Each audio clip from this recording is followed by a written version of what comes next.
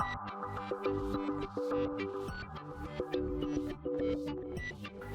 and welcome to my PlayHouse, and today we have a brand new server. Actually it's not. It's from 2019, so it's new-ish, and it's the Awesome Lenovo SR650, which I have already one of in the Datacenter, but this one is with the 3.5-inch fronts. So if with a little luck, I'll be able to put 3.5-inch hard drives in here. This server though is still a bit on the expensive side regarding used servers. So today's video is kindly sponsored by Bargain Hardware. So let's go and check them out. Okay, here we are at the computer, and I must admit Bargain Hardware has not sent me this server, but for us filthy rich YouTubers to be able to afford this sort of stuff, well, we have to have some sponsors, and Bargain Hardware is very good in that regard. So Bargain Hardware, here is their website, and if you look over here, you will see that we are EU2. So if you have a business and order something from Bargain Hardware, you won't run into the outside of UK stuff. They will be able to fix that for you so that you don't have to pay the EU business taxes crap stuff. So even though they're in the UK, they can help you as if they're in the EU, as long as we're talking business. For our private stuff, yeah, well, that's not as good. But they do also have Lenovo servers. So rack servers and Lenovo, and this is they have the Lenovo X3650 Model 5 here, and that server you can start building one at a start price of about £80. So that's the UK currency pounds. It's a little bit more than the euro, but yeah, we could start that configuration up. Come on. Oh, so here we get a bare bone server, and we can put stuff in it. So we have actually a server very much like the one where we are going to be looking at, with the room for 12 3.5-inch hard drives, which is perfect for a big storage server. So they have 48 of those available, so cool. To that we can add a processor. They have quite a selection of processors available, and at that point you naturally pick the processor that is the best one for the price that you are willing to throw after this.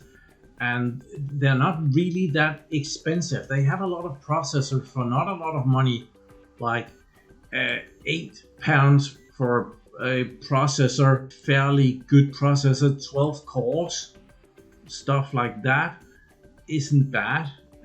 14 cores, you can get that for £16, and then it does become more expensive if we want 16 cores. Yeah, let's pick something like, let's pick an 8-core processor. It's not really worth it, is it? £5 for an 8-core processor. I much rather want a 12-core processor at that point, and we can get that's a 3.1 gigahertz processor. So we could pick 2 of those, and we will see the price go up somewhere. So now we're at £100 for that. It does add a couple of heat sinks because that is needed. Then we can put some RAM into it, and naturally we'll go for the RAM that is best priced at what we need. So we can get 8GB blocks for £7, and we can get 16GB blocks for £15.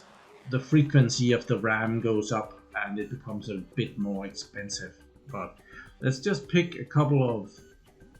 Let's just pick one. It's that one. Then we can pick a RAID controller or no RAID controller. That one doesn't cost anything, so we'll pick that one. So we don't get a RAID controller, it's just SAS SATA cables, and I think they connect to the motherboard. Never mind. Hard drive. Do we need a hard drive? We probably need a hard drive. We can get a SAS drive or we can get SATA drives. So if we just need something to boot on, we can get that. It seems like £12 is the cheapest. What do you get for £12? We get a 256 gigabyte SSD. Awesome. Do we have an old spinning disk? We do. Old spinning disks down here, even cheaper. You can get 500 gigabyte for £8. So if we can get SSDs or spinning rust, as someone likes to call it. And these are, of course, for the 3.5-inch hard drive. So yeah, we might get a couple of. Let's just pick one of these for our boot drive, and then let's get something. Let's say we need something for our spinning. Let's take €10, like one of those there, and then we need a couple of. We need one of those and one of those. They have automatically been picked. So at the moment we are at £150 for a server. Then we need a network connection. We probably do need we need at least 1 gigabit, and that is most definitely the smallest thing that is available. So what can we get away with here? Cheapest is 1 gigabit dual port, an Intel network card. So we don't have any daughter boards, do we? Full height, and then there is half height. Are those cheaper? We can get a Broadcom here for £10. Dual port, 1 gigabit dual port, £10. That's cheap. We'll get that. Then we need we need at least one power supply. So we can get 750 watt platinum, or we can get 900 watt platinum. And there is quite the difference in price. I think we want that plus thing just because it's the same price. So pick one of those. Do we want? Oh, that's actually quite expensive for the rails for it. £30 for the rails. So we'll go with no rails. We do not want that power connection for £2. So yeah, we have made ourselves a £170 server, and then we could go and to the card here, and we could go to our checkout, and we see that it's £170. There are some taxes on that, but very important here, we can add a discount code, apply discount code, and here we can pick my PlayHouse as a discount code, apply, and see, we just got a discount of, it's not a lot, it's €8.50, but we just got under £200, including the VAT stuff. So check out Bargain Hardware. They do also have a lot of components for different stuff. So if we later need to upgrade our processor, we could go here and get a new processor for the server and stuff. So back to the server at hand. Okay, that became a longer advertisement for Bargain Hardware than I was planning on, but £200 for a server, and this one is closer to 1,000. As is here. So let's see what we have. So this is the front of the server, and there is not a whole lot here. If it is in a rack, which you really should. And by the way, the rack rails for this server and the one that we just looked at, I do believe that those are the same. This one has the front for putting in 3.5-inch hard drives, which was perfect for the one that we just looked at because that was the same. So there is room for 12 3.5-inch hard drives here. I can't put in any, as we'll see when we get into the server, but that at that time. If we move over here, there is a little slit where you can put some additional information about the server. There isn't a lot of place to glue stuff on here. I don't know if you have ever been in a data center, and if there's a lot of server, you will stick the server name onto the front of the server so that you can find it easily.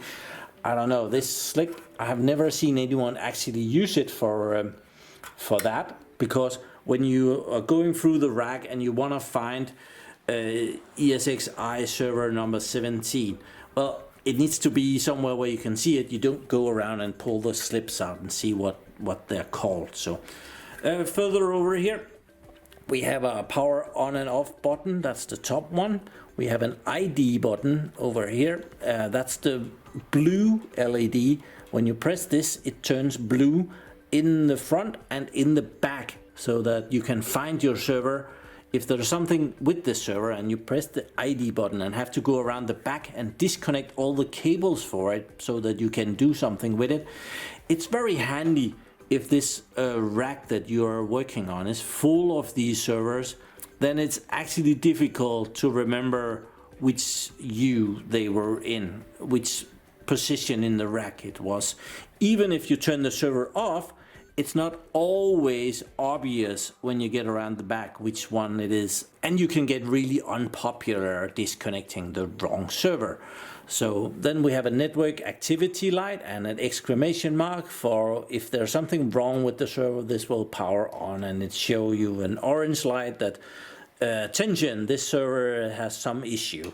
Then we have two USB ports. One of them you can connect a management port to, so you can connect a thingy and get some IMM data out of this server that way. Then we have the model of server and the model number of the server and the serial number at the bottom, and then there's not much more here.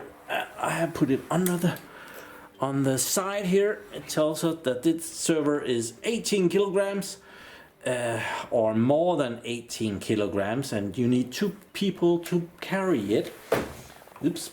And on the back, there is not a lot in the back of these servers. It's very modular. As we just saw, you can put all sort of stuff into your server, and it doesn't come with a lot from the bases. So this server has a daughter board. That was why I was looking for that at Bargain Hardware, because this one has a daughter board, which is really, it's brilliant. It doesn't take up room in the other bays. Then it has the ID. That is where the server is going to be lighting up blue over here if you press the button in the front. It has PCI slots, another PCI slots. We have the VGA connection here. Then we have a couple of USB connections over here. We have an NMT. Somewhere you can press in with a little clip and it will reset the NMT. You don't use that much anymore. Then we have some of these expensive power supplies. Well, this is for the SR650. They're actually not the same as the one that we just saw, but funny enough, the 750 watt power supplies were the expensive one, whereas the 900 watts were cheaper. When you look at Bargain Hardware, the stuff that they have a lot of is usually the cheaper stuff, and the stuff that they don't have very much of is usually more expensive. So very often you can get a really good deal on something that they have just gotten in, because they have a lot of it. So the network card over here, where you can also put in, you can get different daughter boards. You can even get different brands of daughter board, or yeah, they are called the LOM, LOM, and this one has, it's a 10 gigabit network card, and it has original Lenovo 10 gigabit SFP in there. SFP plus, they're called when they're 10 gigabit. If they're 1 gigabit, they're SFP. If they are 10 gigabit, they're SFP plus. Over 10 gigabit, they are SFP 28, but they look the same and fit the same slot, and so not sure why they did that. So yeah, 2 power supplies in this one, so that's 2 times 10 pounds from Bargain Hardware. On top of the server here, on the LED, you find this big poster here with a lot of helpful information on working on the server. You get this overview of the system board down here, and it has a lot of helpful information, including what everything is. Now we can just look at number 24 here and go over here and see number 24, backplane power connection 2. So that means that number 20 is backplane power connection number 3. So where the heck is backplane power connection number 1? Could that be number 29 maybe? 29 backplane power connection number 1. So we have number 1, 2 and 3 for the backplane, which is located up here, which is for the hard drive, which will become important when we get into the server. Over here we have the RAM configuration. So if we have one CPU in here, we have how to put in the RAM. So one processor, you put them in this order, and 2 processors, you put them in that order. If you want to put in more RAM, you then put the RAM in like the next slot next to it. So that would be 5 and 6. I don't see number 7 anywhere.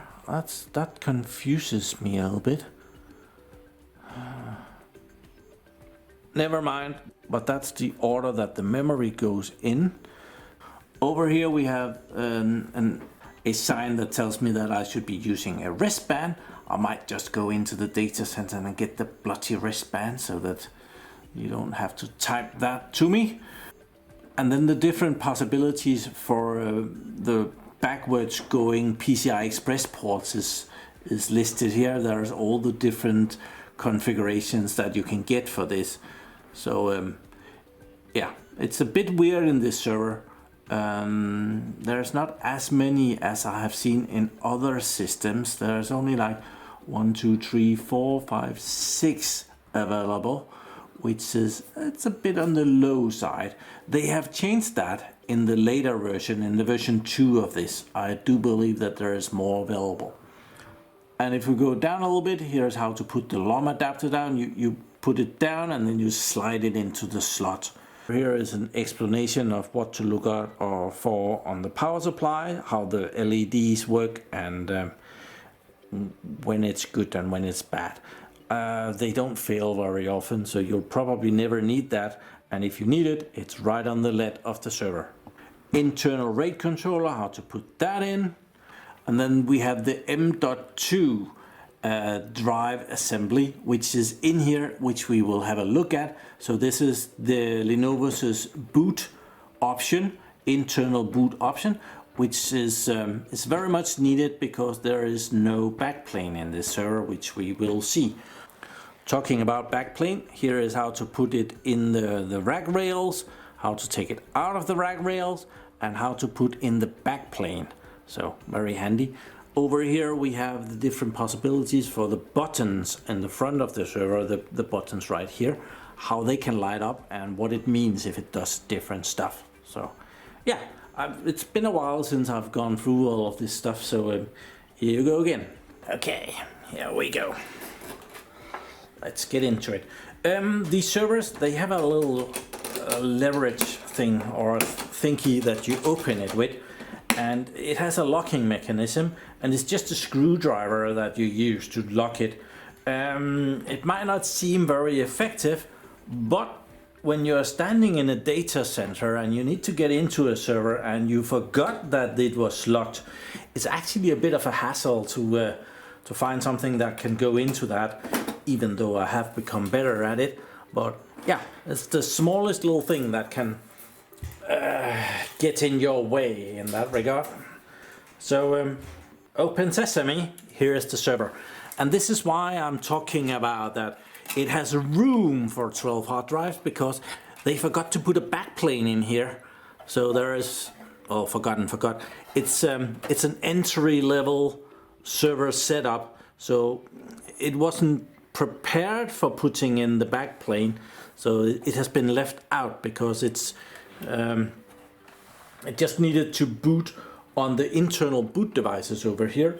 Might want to show might want to turn it around. Let's see the other side. It's as if there's more interesting stuff over here. So I need this thing to come along. Let's see, the front is totally empty, no drives there. We can take the fan assembly up. As this server only has one CPU, so you will see that there is one fan missing, and there is just a blank in there. So if you want to put in the second CPU, you put in an additional fan as well. So if you buy the CPU, an original Lenovo CPU, that thing will come. Then there's an air muffler here that collects a bit of air and blows air down on top of the M.2 slots. It's a kind of a weird system. See, it kind of funnels the air that way. So the air will come here and go into there, and more air will come and blow over the M.2. So we'll put that over there. And then we have this one, which is the big air thingy, which it makes sure that the air goes where the air needs to go. And as there is nothing in CPU number 2 over here, there is additional plastic put in over here so that the air doesn't just go through over here uninterrupted. We want the air to go where it's needed. So yeah, it's put into a couple of RAM slots here, so you can release that. We could do that. Take that out. So here is the air thing. Now we'll just put it back in. Very brilliant. I'm sure some engineers has been working overtime on that. I like it.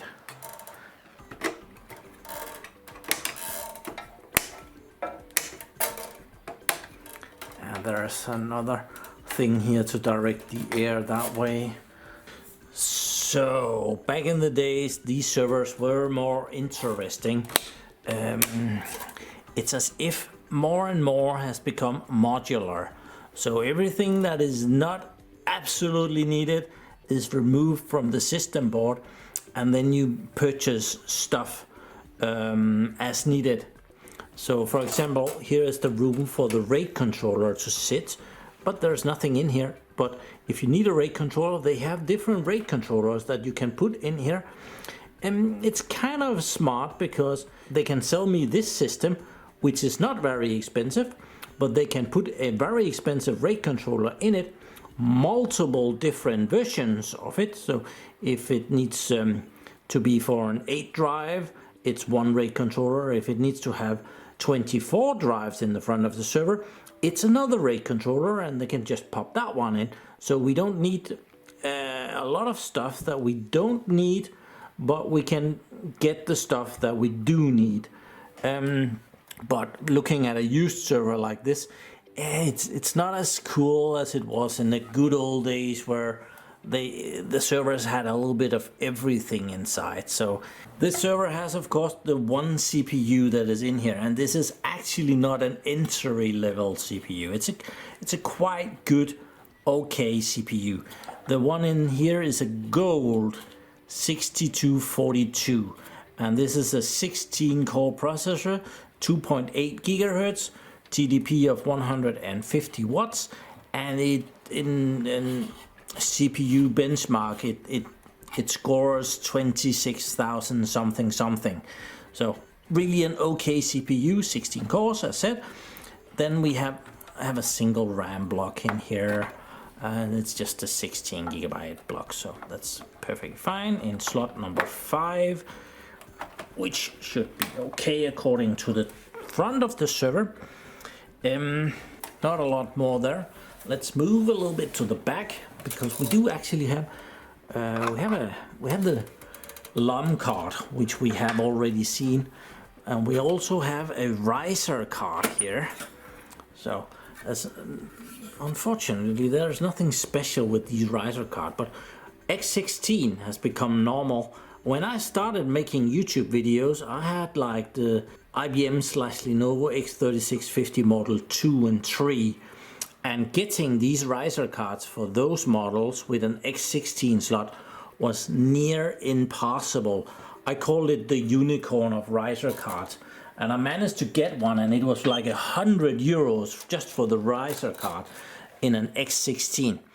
And with that I was able to put in not the first graphic card, but I was able to put in an X16 graphics card in. into a server. So I want to try and take the LOM card out. So you do that by unscrewing this. Okay, maybe I don't want that. I managed to find a screwdriver to help me out here. So we undo the blue one and then we pop it that way, and then it comes out that way. So yeah, here is the LOM card, a little network card, 4 10 gigabit ports available here.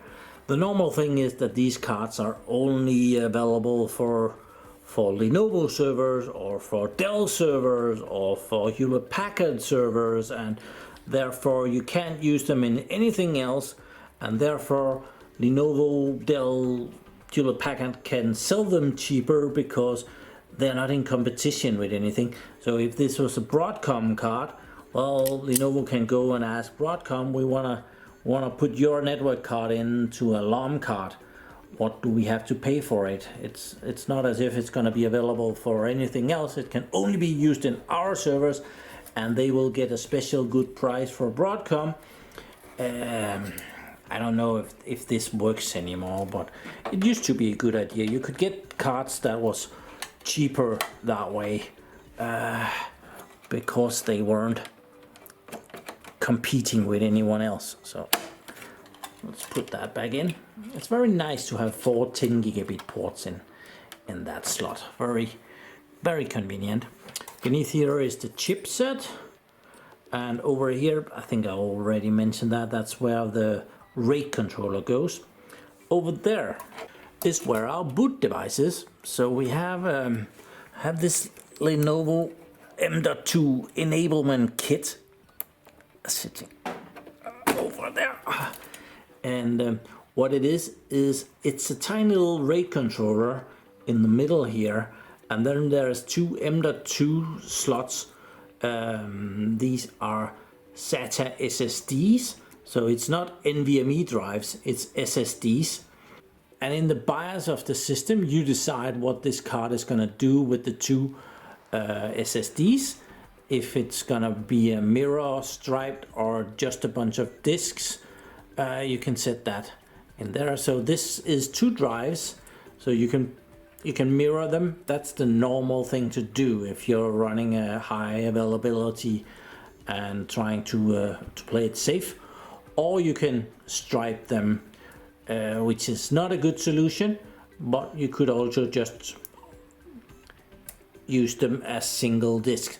This is nothing special. Well, they're not too bad. There are 480 gigabytes boot drives, so not a bad solution. If you wanna buy this loose, they're quite expensive. If you buy it together with 50 servers, you don't pay much for them. But if you wanna buy these as an afterthought, it becomes pricey. So, yeah, so that goes in here. That's our boot device there.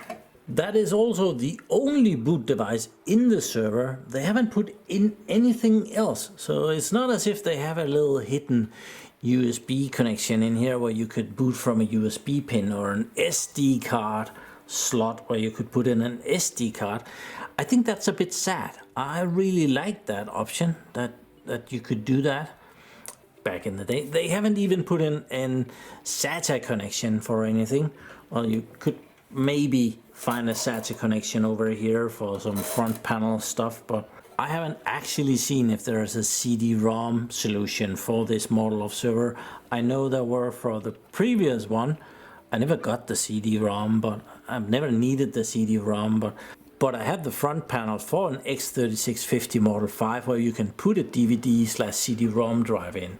So there is not a lot of extras here. There's a lot of connections for stuff down here. So this connection is for the TCM, this connection is for the VGA front panel, this one is front panel, and then there's another connection over here, ROM, programming stuff, probably never gonna be needed, and there's a power connection here for a GPU. Actually says here that this is 225 watts, so quite a powerful one as well. There is one more of those over here, just down there, is another connection for powering a GPU in here. And then there is, of course, these connections here for, that was the back panel power connection number 1 that is located up here. We do have some NVMe connections. So we have NVMe 01 and NVMe 23 here. So we could put in some NVMe connections. That is kind of PCI Express ports in a connector.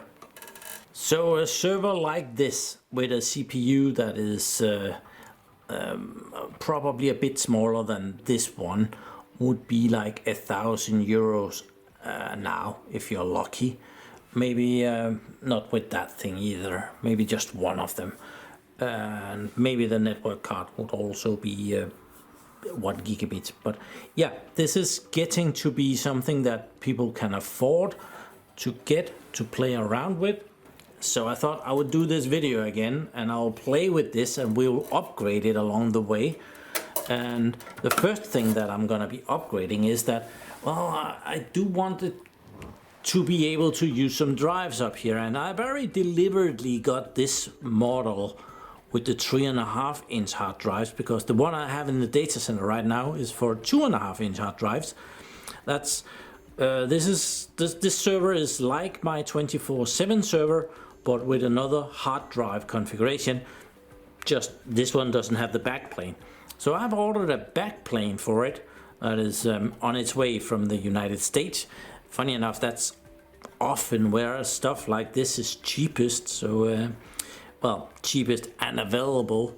I could get the backplane from Denmark. That would cost 4 times as much. So now I'm getting the backplane from the United States.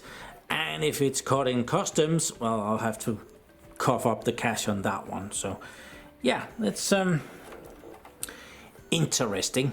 Ordered the backplane. I'll also have to get a RAID controller or something that I can then connect that backplane to, because the backplane has in the front there is 12 hard drives, and those 12 hard drives needs 3 SAS connectors. So there's like 3 SAS connectors. So I need something in the back of the servers that can handle 3 SAS connectors. So yeah, we'll need to figure that out when it gets here. Plus, I think the CPU is fine. I'm probably gonna get some more RAM for it. 16 gigabyte is on the low side, I would say. Network card is fine, like that. But I'll build this out to be kind of a storage server, which is why it has the drives up here. We might want to put a RAID controller in that has some that can go back out of the server, so I can connect my DASs to it, which might be a good choice. So might have a might want a RAID controller down here and one of those SAS expanders in here. Those are very affordable and I like those a lot. That's the same SAS expander that I've used in the DIY DAS. So in this case it could just go into the server, and I would have connections going out the back and also connections inside of the server. So yeah, that's the general idea. So sadly enough, I killed this card in a previous video. It didn't get enough cooling. It would have been very good card to put out the back here and have like 4 nice 12 gigabit per second SAS port going out the back. But yeah, it's not with me anymore, so that's a shame. Do you have it like me? It really hurts to throw out stuff that you paid good money for. Well, I think this was 75 euros or something. I still hate to throw it out, even though it's dead as a doornail. So server is back together, and so my idea is that I want this server to, well, I want it to run probably Proxmox and have some drives, so I have some usable storage in it. I haven't got all the plans figured out yet. So if you also have big server plans, check out Bargain Hardware. They don't have this model yet. There's like a little sweet spot in used server equipment. When you get a newer used server like this one, there isn't much of a market for the spare parts for it yet, because people like me and probably you who likes to play around with servers at home are few and scattered. So as long as the server itself is pretty expensive, all the parts for it can be very cheap because no one is buying them yet. Yeah, I've seen that before, and you have probably also seen it, that you can get the newer version cheaper than the older version, but then when you eventually get the newer server, the parts are also gone up in price. Of course, it's like it's a curve that goes like this, and then they dump again when the server is too old and no one thinks it's interesting anymore, and the parts are for sale for nothing. So yeah, do check out Bargain Hardware if you're in the server market. Links will be in the description below. Other than that, thank you very much for watching my videos. Do subscribe to my channel so that you can see me again, and have a really nice day. Bye bye.